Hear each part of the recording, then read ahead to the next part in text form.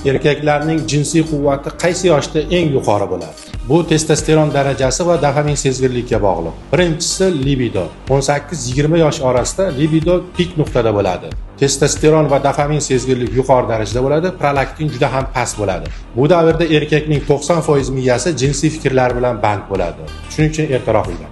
Keyingisi esa bu ereksiya 30 yoshgacha yuqori darajada bo'ladi. Bu davrda qon tomirlari elastikligi yuqori va azot oksidga boy bo'ladi. Shuning uchun erkaklarda ereksiya juda ham tez paydo bo'ladi. Lekin jinsiy tajriba va nazorat 30-40 yosh orasida mukammal darajasiga erishadi.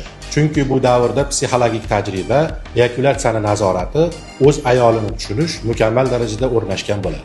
Bundan kelib chiqib aytishimiz mumkinki, 30+ yoshdagi erkaklarda jinsiy aloqa a'lo darajada bo'ladi.